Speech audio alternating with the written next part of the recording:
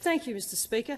I want to talk tonight about two significant environmental issues. The first one is the failure of the Albanese government on the algal bloom calamity occurring in South Australian waters at the moment, and secondly, my deep concern over the lack of funding commitment for koala chlamydia vaccines. Now, Australians should be disappointed with the Albanese government's failure to act on the algal bloom that's been blooming now for months and has significantly affected the South Australian coastline. The Labor government has failed to listen to scientists 18 months ago who wanted simply funding to monitor what is going on in South Australian waters on the Great Southern Reef. The Albanese government failed to listen to scientists 4 months ago when dead fish were washing up on the beaches, on metropolitan beaches in South Australia. Today, more than 14,000 marine animals have died because the Albanese government failed to listen to scientists. Today, local fishing and tourist businesses are hurting. They're in a lot of pain because of the Albanese government's failure to respond sooner.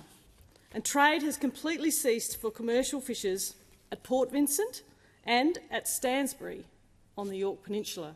And this is an area that I know well. I spent my family holidays growing up on the Yorke Peninsula, and I still have family in the area.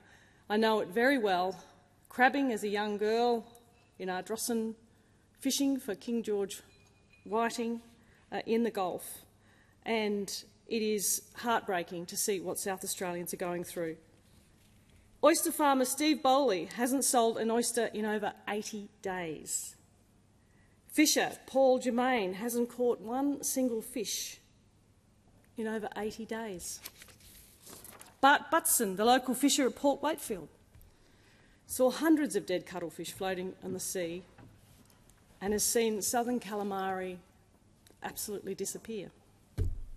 Tourists are cancelling their holidays in caravan parks, they're deserting local operators and, of course, hospitality venues. Stansbury publican Rob Rankine's revenue is down more than $1,000 a day compared to this time last year. And shopkeepers' revenues are down 15%. Businesses simply can't cope with that. And a mercy dash on the eve of Parliament returning is simply just not good enough. South Australians, all Australians, should be disappointed in this Labor government because all of this could and should have been addressed much, much sooner, if only they'd listened to the scientists. Now, this also leads me to be deeply concerned about what else the Albanese government is failing on when it comes to the environment.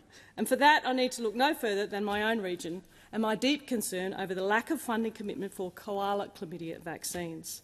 The new member for Macpherson and I recently visited the Currumbin Wildlife Hospital, hosted by Jamie Cuttras, the CEO of the National Trust of Australia, which oversees Currumbin Wildlife Sanctuary and the hospital, and of course Dr Michael Pine, OAM, the head vet there at Currumbin.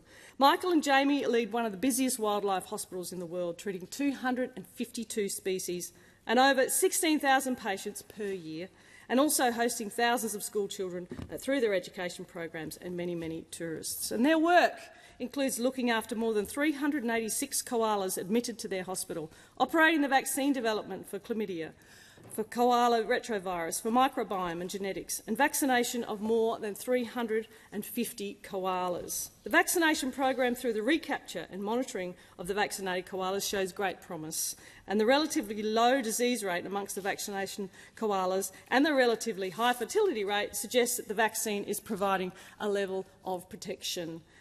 There is deep, deep concern over federal funding drying up, and although the hospital is currently receiving $1.5 million over 3 years, there is deep uncertainty for ongoing operations, with the final payment ending in June 2026.